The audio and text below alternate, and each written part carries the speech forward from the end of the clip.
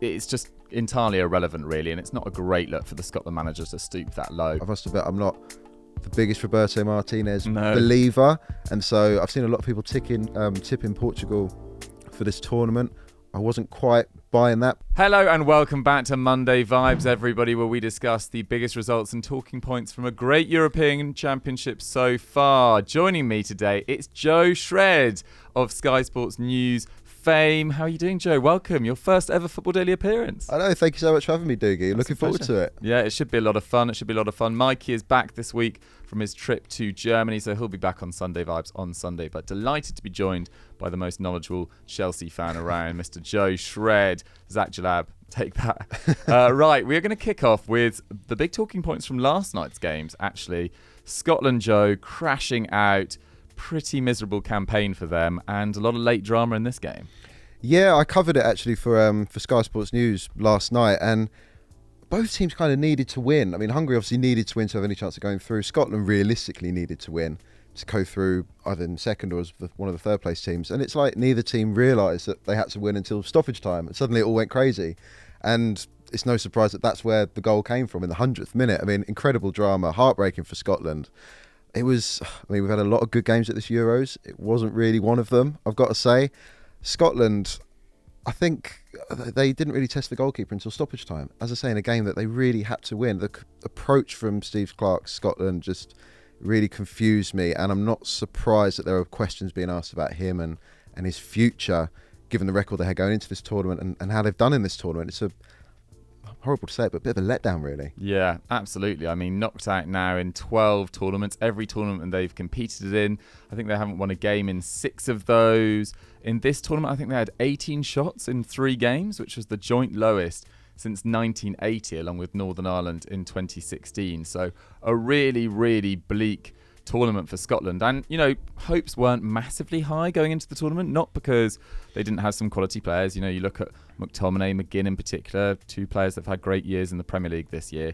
But the amount of injuries going into it, which we'll touch on in due course, and also the form of the side as well. I think they'd won 1 in 9 going into the tournament. That has now extended a further 3 games.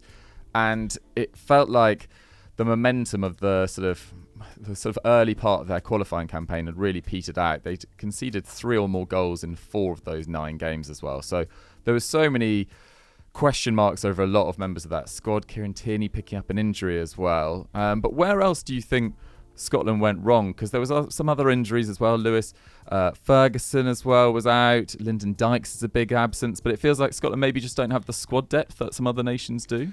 Yeah, I think what kind of struck me was the just lack of creativity in that Scotland team.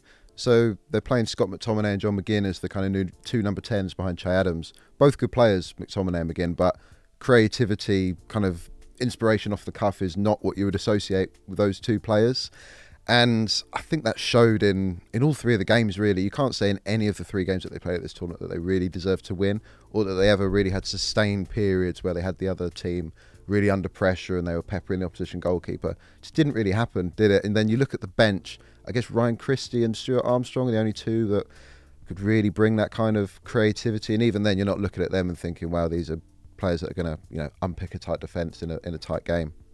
And they didn't come on until late in the game either. So you kind of look at Steve Clarke's approach, the 3-4-3 that he played, or 3-4-1-2 kind of variation, and he really was wedded to it, wasn't he? There was no kind of changing of the shape until very late in the game against Hungary when they went to 4 at the back. And then people might say, well, yeah, that's when they conceded the goal, but they had to go for it at that point. And they've just been creating nothing up until that point. Che Adams really kind of didn't have a lot of service, but just wasn't really laying a glove on the Hungary defence, was he? So, yeah, as you say, a lot of injuries, but the approach from Scotland, and as you say, it's going back a long way. I was kind of looking back at their previous results this morning, and they last beat a team that wasn't Cyprus or Gibraltar in June 2023. So it's a year ago, and that's Georgia. They beat Georgia. So that just goes to show that they've been in bad form for quite a long time. Yeah, it's been pretty bleak for sure. And to finish a tournament with just 1 shot on target per game is really pretty bad. And only, I think England were next worst in terms of shots per game, and they still took 3 more than Scotland. And England have been really poor so far.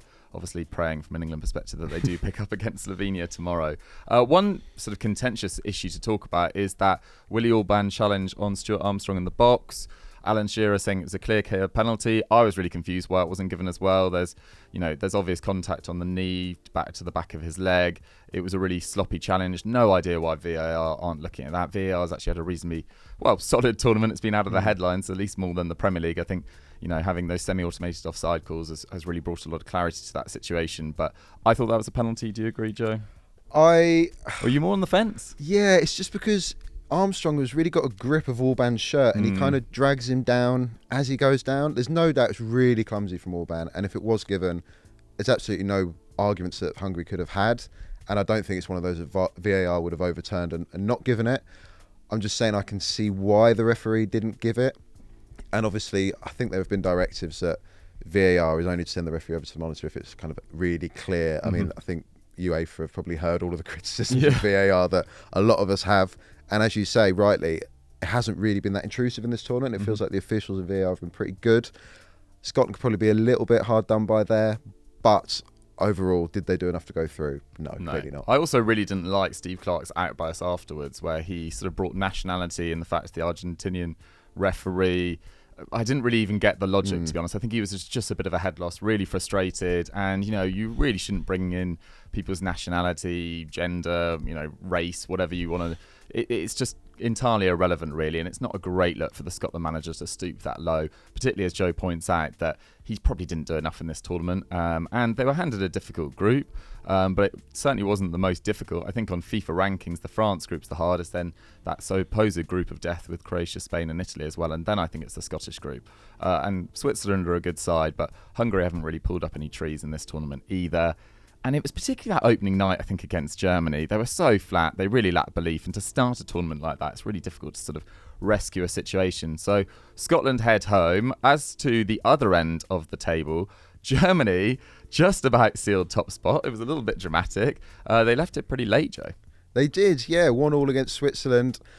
Germany didn't have to win that game, did they? Going into it, they knew that the draw would be enough to get them top. And even subconsciously, I feel like that maybe played a part. They didn't kind of have the intensity, the quality that they had in their two previous games.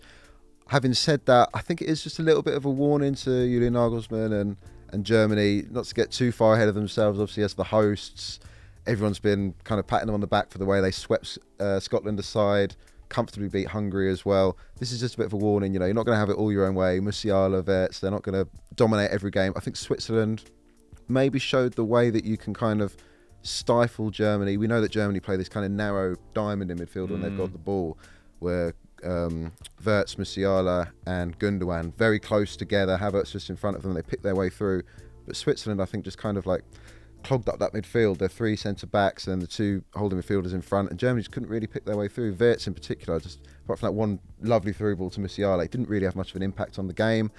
So, yeah, a little bit of a warning sign for Germany, but Nicholas Füllkrug off the bench again. He's got an incredible record for Germany, and it was a great header. It really was. It reminded me of, I think he scored against PSG in the Champions League with a great header, or maybe it was Atletico Madrid actually in the previous round with a brilliant header. Yeah, the PSG one was more of that sort of half volley, wasn't it? But yeah, it's now 13 goals in 19 games for Germany for Füllkrug, and Nagelsmann saying it's difficult for him. He's been excellent when he started for Germany, but he's proven that he's just this excellent plan B, really. And once Havertz has sort of, dragged defences wide, tarred them out with his sort of pretty effective runs, it's perfect to bring on someone like Füllkrug, a bit more of a battering ram. And he does have a lot of quality. I think that's a little bit disrespectful, actually, just to purely call him a battering ram. But he certainly brings a lot of physicality to occasions too. But yeah, huge turnaround, because at one stage it did look like, assuming that England beat Slovenia, that Germany were going to be on the same side of the draw as England. But actually, by winning this game, you can get a bit clever with permutations and start worrying about draws and sides of the draws. But they are on the same side as Portugal and Spain, who are already confirmed to top their groups, which is not ideal for them. Nagelsmann naming an unchanged side for the third game in a row, and they looked a little bit tired. I think they looked a little bit weary. It wasn't their best performance, and as you say, the thing you don't want to do against Switzerland is have a lack of width, because their best players are all down that spine. Sommer, Akanji, Shaw, Xhaka in midfield, who's had a brilliant group stage as well. So yeah, it wasn't the most impressive performance. Their performances have probably dipped every single game they've played, but you know that they can turn it on I think they're playing now on Saturday at 8 p.m, I think, and it's the runner-up of Group C. So It could be England, it could be Denmark, it could be Slovenia. It's pretty tight in that group, isn't it? So we'll see what happens there. But yeah, credit to Switzerland as well, because they're through to the knockouts once again, Joe, and they're the sort of side that you really wouldn't want to come up against, because as we say, they are so well organised. Yeah, they're really awkward, aren't they? They're just always at these major tournaments. And obviously, they're never really a threat to win it, but they can pick off a big team along the way. Knocked out France, didn't they, in the last Euros? And I was looking back at their record this morning, and I think it's the last 5 major tournaments they've got out of the group every single time, Euros and World Cup. So it just goes to show they are a good tournament team. They're a good side. They're a little bit like Croatia, I think we might get to in a bit, where they've just, it seems like they've had kind of the same spine of the team for about a decade. They just go on and on. I've just been watching Shaqiri at major tournaments all my life. But they always turn up, and they're always tough to beat, a tough nut to crack. Sounds like a bit of a cliche, or maybe you're damning them with faint praise, but they're a good side. And as you say, you wouldn't really want to play them in the last 16. Mm-hmm. A one-off knockout game. If they can frustrate you and then hit you on the counter-attack, they've got pace and quality up front. Players like Ndoye, who scored last night. We actually haven't seen much of it at a major tournament. Dua as well scored in the opening game. So they have got quality, and yeah, as you say, probably wouldn't want to face them in the last 16. No, very awkward indeed.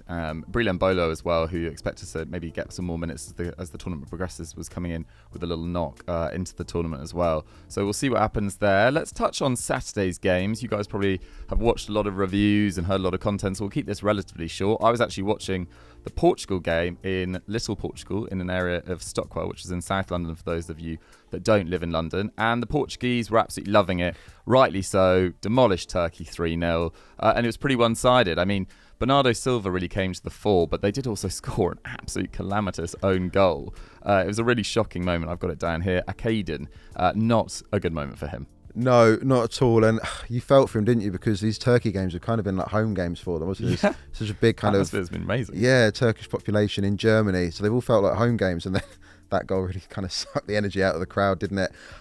I see some criticism of Bayindir, the goalkeeper. Yeah. And, he's at Manchester United, but he's barely played. And, he's rusty. And was that a contributing factor? I think it's just the defender just didn't look up. It was a blind back pass. Maybe communication. I mean, who knows? Maybe there wasn't enough of a shout. But yeah, it was an ugly moment. It was really poor. And as I say, just kind of sucked the life out of that Turkey game. And it's so disappointing as well, because they had such a good game in their opening game. And then, yeah, it's just really flat against Portugal. But I thought Portugal were a lot more impressive than they were in their first game. I must admit, I'm not the biggest Roberto Martinez believer. And so I've seen a lot of people tipping Portugal for this tournament. I wasn't quite buying that because of Martinez, but... What, because of that qualifying record versus major tournaments? Yeah. It was similar with Belgium as well. They always flew into these tournaments. All seemed to have quite straightforward groups. Yeah. And then just never really came off for them. But there's so much quality in that Portugal team. And I think we're seeing a slightly different Cristiano Ronaldo as well. Yeah, I mean, squaring a ball through unbelievable. Even though it was 2 versus 1, I was personally quite surprised. But yeah, great moment from him. And Roberto Martinez, giving him a lot of praise afterwards for that. I mean, it does show the team spirit in that side. Having said that, the own goal comes about with a Cancelo through ball that doesn't end up at Ronaldo because he drops short. And you can see Ronaldo absolutely losing it at Cancelo as the own goal then plays out. Of course, he's just a super competitive guy, but it was good to see. I think Roberto Martinez got it right in terms of, I think in the first game they played 3-4-3 and Bruno Fernandes was almost playing as like one of the deep sixes alongside Vitinha. That didn't work at all. This game, much more sort of standard formation of 4-3-3 for Portugal. João Palhinha back behind Bruno Fernandes, and it did really clear up Bruno Fernandes to cause a lot of damage. Although, having said that, it was really Bernardo Silva who I thought was probably the game's best player. 4 key passes on the night, 4 chances created, really, really excellent stuff. And Cristiano Ronaldo squaring a ball. And actually, everyone always talks about the fact that he is the European Championship's all-time top goal scorer. He's also played the most games, of course, but he has really performed well in the Euros. But he's also the top assist provider in Euros history as well. So he has done that on a number of occasions. And I was actually watching the Rooney documentary on Friday, while sort of winding down, let's say, at the end of a Friday. And just remarkable still seeing Cristiano Ronaldo at Euro 2004, such a different style of play, but 20 years later, it is really, really impressive. And yeah, Portugal guaranteed to top the group now. Really solid work from them. Let's touch on the game that was at 8 p.m. on Saturday. Belgium, they had that really difficult game against Slovakia first up, although they did create a number of opportunities in this one, but this was much more straightforward. It was, yeah. It was more impressive from Belgium. They were really poor in that opening game, weren't they, against Slovakia. And yeah, I mean, they got that early goal from Yuri Tielemans, didn't they? I think that kind of settled any nerves, and that was a really good goal as well. Tielemans pressing really high, winning the ball. Lukaku really involved in the build-up, setting it up. I thought they rode their luck a little bit. Romania had that chance, didn't they? Whereas there's a loose header in midfield, and it's a good save from Costa. And then, I mean, we say a game of fine margins. Lukaku, the tiniest little bit offside, and then De Bruyne, the tiniest little bit onside for his goal. It shows the way that your luck's either in or out. Third goal ruled out this tournament. I know, you start to feel a little bit sorry for him, don't you? And that game against Slovakia, it was like a one-man show in how not to score a goal. That one where he should have gone around the goalie and kicks it out for a goal kick, then he's 2 goals disallowed, so you feel a little bit sorry for him. But he keeps going, and he's involved in the build-up play, and he's always a nuisance just because he's so big and he's so strong, and he's got that fear factor up front for defenders. And as I say, set up that Tielemans goal, a lot more impressive from Belgium.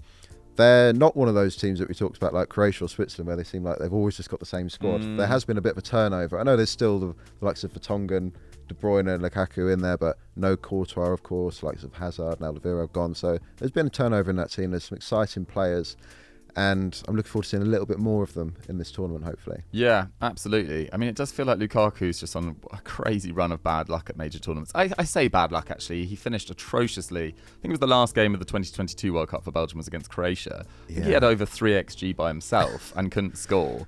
And then the Slovakia game, he really wasn't at his best at all. But the finish in this game, which was ruled out for offside, was really smart. So let's see how he gets going. I mean, he was the top goal scorer in qualifying. I think he scored 13 goals, and his record for Belgium is super impressive. He was one of my outside bets for the Golden Boot, but having had 3 goals ruled out, it feels like that he'd have to really turn up in the knockout stages, and Belgium would have to go extremely deep. Now, in this group, it's fascinating. This comes to a head on Wednesday. I think it's 5 p.m. all these games on Wednesday. There's 4 games on Wednesday, so it's going to be one hell of a day. But every side in this group is now on 3 points. So there's so much jeopardy. It'll be interesting to see who falls where in the draw as well. But the winner of this group will be on the other side of the draw from Spain, Portugal and Germany. They'll be on the same side. I keep on talking about it, potentially as England. So we'll see. I think they'll all be really desperate to win this group and avoid that side of the draw for sure. But yes, tune in Wednesday, 5 p.m. This is going to be absolutely epic. Speaking of epic, there's a huge game tonight, Joe. Italy versus Croatia. Both sides, haven't been at their absolute best this tournament at all. Let's start, I suppose, with Italy, because I thought Spain's performance against them was probably the best performance of the Euros so far, at least in a game of that calibre as well. But Italy will be desperate to get back into winning ways. Yeah, they need to bounce back, don't they? They're one of the teams that I was really interested to look at coming into this tournament because Luciano Spalletti, not been in charge for that long after Roberto Mancini walked out, obviously led Napoli to that first Serie A title in decades. So I was really interested to see them. I've been a little bit disappointed so far. I think they really need to bounce back from that Spain performance because it was only 1-0, but they were absolutely battered in that game. Yeah, they were absolutely battered. Spalletti admitted as much afterwards. But it's a good opportunity for them to bounce back because Croatia, finally, they look like they're showing their age a little bit. Maybe a little bit. Yeah, I mean, they've still got that amazing midfield, but obviously they're all getting on, shall we say. Modric in particular, who I covered Croatia's first game, and I mean, he did look his age. I know it's not the kindest thing to say. We're used to these cameos off the bench for Real Madrid where he comes on after an hour or so and helps to dictate things. But from the start, I think he ran out of steam a little bit. And also, they just haven't got the quality in front of them, that midfield. I mean, they've got the likes of Petrovic and Budimir up front, and it's not the same as having somebody like Vinicius or Rodrigo up front, is it? Or whatever, yeah. Exactly. So, yeah, it's 2 teams that I think have disappointed a little bit, Italy and Croatia. They both really need to kind of show up. And so I'm interested to see it from that point of view. But yeah, Italy, I think I'd probably tip them slightly, but yeah, they really need to improve from that Spain performance. Yeah, it was pretty bleak, wasn't it? I mean, they only had 4 shots and got 1 on target against Spain, and many people were expecting after the opening game for them to dominate possession because Spain had less possession than Croatia for the first time in the Euro since the Euro 2008 final, I think. So it does feel a slightly different Spain, but that performance against Italy was just so complete. Nico Williams obviously gave Giovanni Di Lorenzo a really, really difficult time. I mean, I think, to be honest, the way he's playing, he'd give any defender in the world a really difficult time.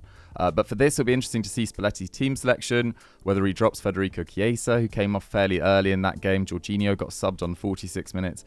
as well. There's also a call to make up front with Scamacca. Does he start, or will it be Retegui, who was at Genoa last year? I think he got 9 goals. So that's a big call there. Scamacca had the better season, but was pretty poor against Spain, I would argue.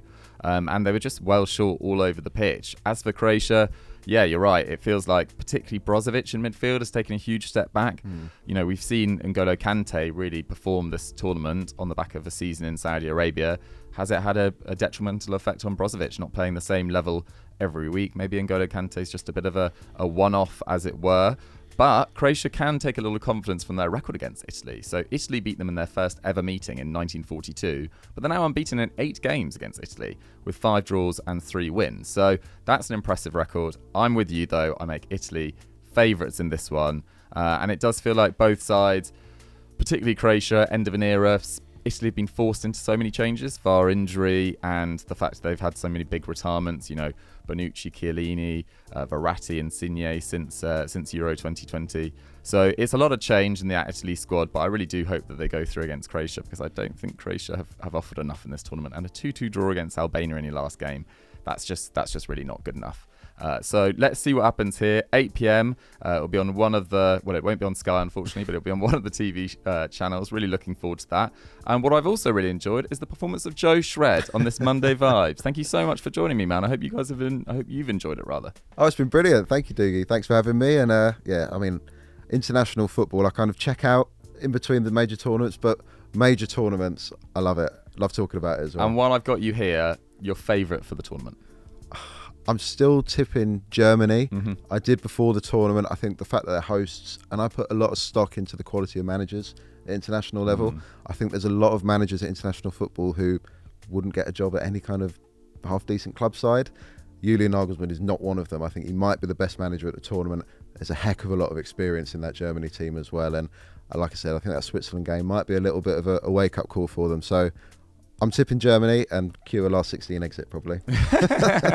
No, I like it. They have been impressive, and as you say, depth in nearly every position. I went Portugal before a ball was kicked. I feel less and less confident about that, although that performance against Turkey was a lot more impressive. I think Spain have kind of taken me a little bit by surprise. I didn't think they'd be quite at this level already. You know, the likes of Fabian Ruiz, who I didn't mention earlier, having an excellent tournament. Nico Williams, of course. And Marc Cucurella, randomly, was absolutely unbelievable against Italy. So let's see whether that continues tonight against Albania. But yeah, I'll stick with Portugal. I don't want to change after 2 games, but I'm less and less confident about it. Guys, let us know your thoughts about those games, Scotland's exit, Germany going through, and all the rest in the comments section. And I will catch you later in the week. Bye-bye.